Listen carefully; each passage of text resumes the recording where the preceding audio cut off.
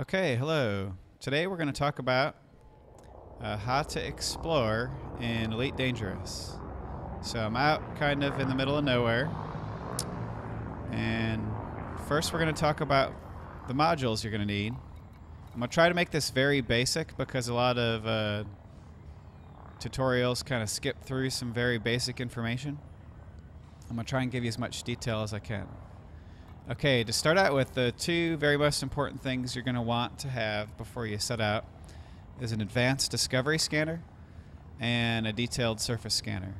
So the detailed surface scanner is going to work automatically to replace kind of your normal basic scanner. And that costs about 250,000 credits. The advanced discovery scanner costs about 1.5 million credits, and you're going to have to set that up on a fire group that you'll use, and we'll go over how to use that a little bit later. Obviously you need a power plant. I've brought heat sinks along on my kind of journeys. They help get you out of trouble if you land too close to a star. The default key binding to launch a heat sink is V. Power distributor. I have that so I can just put more power to the engines to get away if I get interdicted by a pirate or something. For the most part, you're going to want to upgrade as much stuff to level D as possible. That's the lightest equipment, so it's going to give you the longest jump range. It's important. You want to try and get the highest level fuel scoop you can in terms of the number there. C6 is very expensive. I think it's about $5.5 million, but if you have the money, it's definitely worth it. It takes maybe 5 to 10 seconds to refuel after a jump or two. So other lower levels, like a level 2 or level 3, could take several minutes. So definitely something you don't want to skip on if you have the money.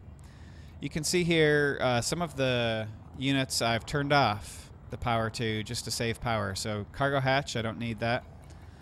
Auto field maintenance units, we'll talk about those a little later, but I've turned those both off for now.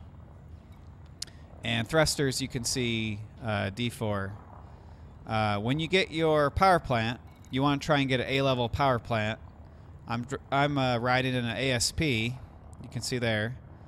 So the A2 power plant is enough to let you run cool. I'm running at about 17% just in the middle of nowhere.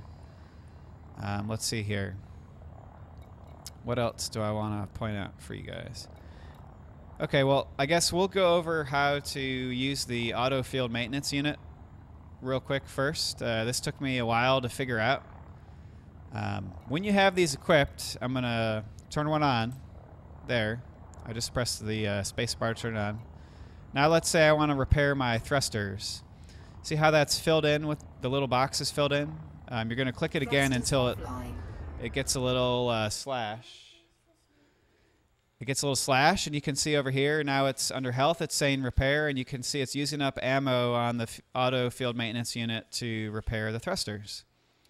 So once that's done, and it gets to 100%, we'll turn the thrusters back on. There we go. So now we'll turn the thrusters back on, and we'll turn the auto field maintenance unit back off so we're using less power. That's how you use that guy. We talked about how to use a heat sink. And let's see. Now let's go over the galaxy map kind of quickly. So I bound that to F12. Now the important thing to remember, or one thing I didn't point out, shoot, hold on one second. Obviously, if you're going on a journey, you're going to need a fuel scoop. Don't forget a fuel scoop. I've done that before, and it's been bad. Okay, back to the galaxy map. All right, now, an important thing when you get started, navigation, 99 times out of 100, you're going to want to pick fastest route here. Let's see, under view. I'm going to cover this scenario now, just so that I don't forget to come back to it.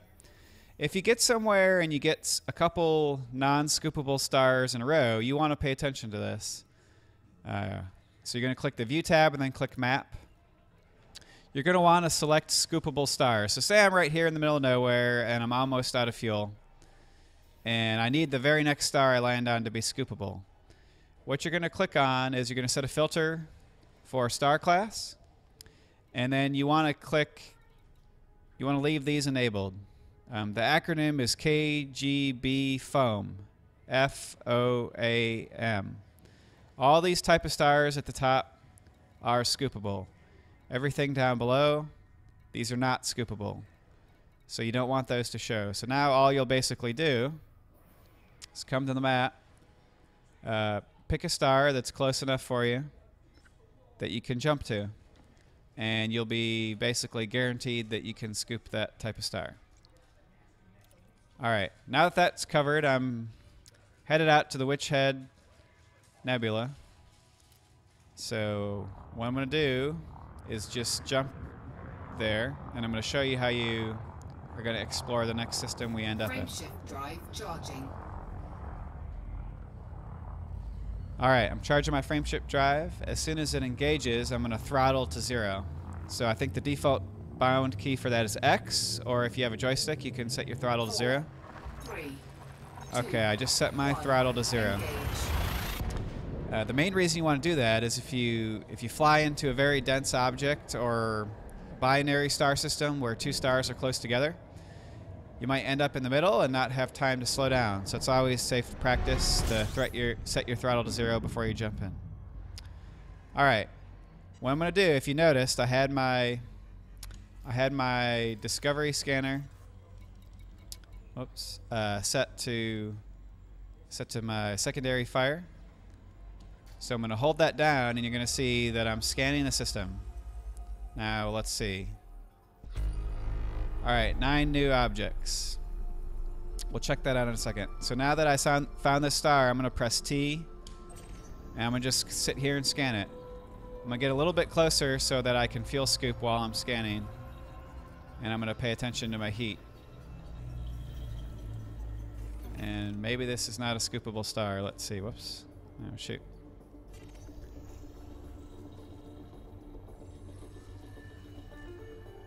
Alright, so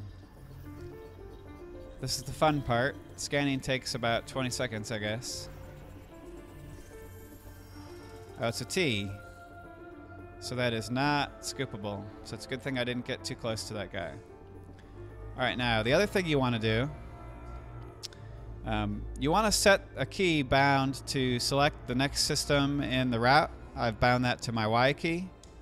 So now I can easily go back to the next sector in my route. So now that I've scanned that star, I'm going to get away from it and I'm going to go into the system view. I've bound that to F11. Okay, and we can see here the only thing to scan is this asteroid belt, so I'm just going to ignore that and jump on to the next system. Frameshift drive Let's see if we can find a good system to scan that's got some planets in it that I can show you guys.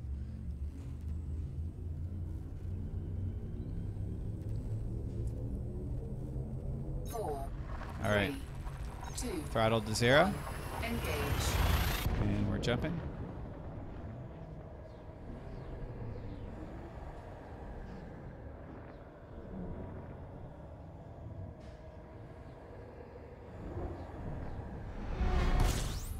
All right, this guy looks scoopable. I'm gonna get a little closer. I'm gonna start my advanced discovery scanner. Okay, I'm gonna press T to scan this guy. 2 new objects. So I'm just scanning this. I'm going to get a little closer so I can start scooping. Fuel scooping. Whoops. Okay. Scooping now. Scanning this star, and then we'll head over to the other star. While we're doing that, we'll look at the system map.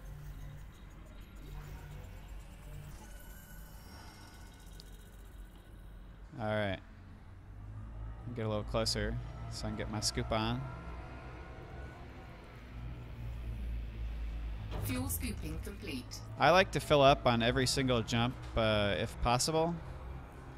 That's just me. I'm a little nervous about being stranded out in space. Fuel All right. scoop disengaged.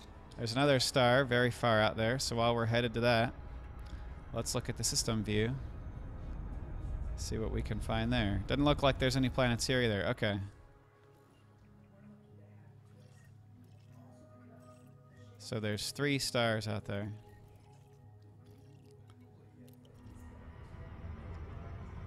Let's see. Because this one's so far away, I'm going to jump to the next system just so this video isn't ridiculously boring. I'm going to press Y to jump to the next point, or select the next point in the route.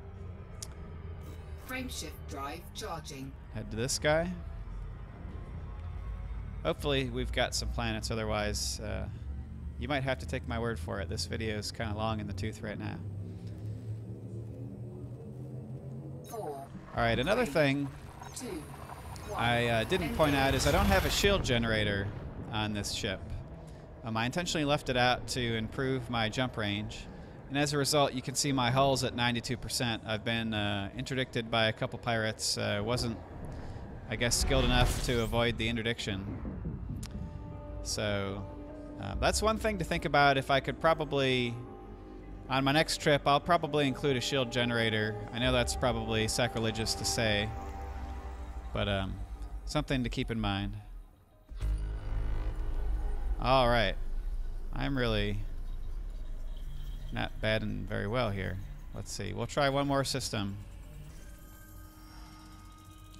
All right, we can scoop this guy. I'll scoop this guy. We'll go back into the galaxy map. Fuel scooping complete. Let's see here. Make sure you're always pointed away from a star before you go into the galaxy map. Hopefully that goes without saying.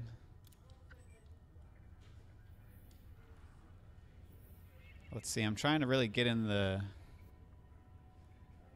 up in this Witchhead Nebula.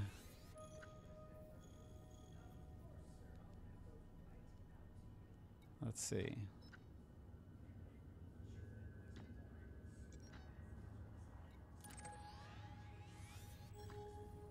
I guess there aren't any systems actually inside this thing. Alright, let's try here. I think this star is going to be non-scoopable. Frameshift drive charging. But what you'll basically do is go to the system map, and if you see any planets that look like water worlds, or they have clouds, or they're gas giants, 4. you want to head to those. A lot of the white Engage. or kind of real light tan looking icy rocks, they aren't really worth your time to scan. But all you need to do is approach them and get close enough, and you'll start scanning automatically. And you definitely want to have that detailed surface scanner, because that is going to give you double or triple your amount per scan than if you just had the basic discovery scanner. So it's definitely worth the money to get. You don't want to leave home without it. Oh, that's an F, so it is scoopable. Fuel scooping. And you can see with the 6C fuel scoop how fast that is. Oh, Jesus. That one's even more farther away. Fuel scoop disengaged. That's going to take probably 20 minutes to get to. We're not going to do that. Ah. You can see. This is an unexplored world. This one's probably going to be worth $5,000 or $10,000 to scan. So that would be one you would want to kind of check out.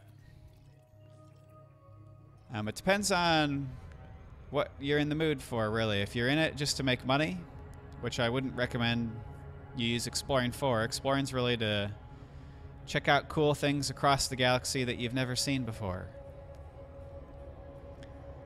It's not really there to make money. You can make much more money trading. So, again, hopefully you found this video helpful. That kind of goes over quite a bit in teaching you how to a little bit of basics around exploration and exploring in Elite Dangerous. As you can see, mostly aimless. I'm not very experienced in exploring. I've got a lot of data to sell. I just haven't stopped by to sell it yet. Yeah, so you can see I've only visited 400 systems. So again, I haven't cashed in very much, but I've got a lot sitting in the bank. If you have any questions, post them in the comments below, and I will be sure to answer. Thanks for watching.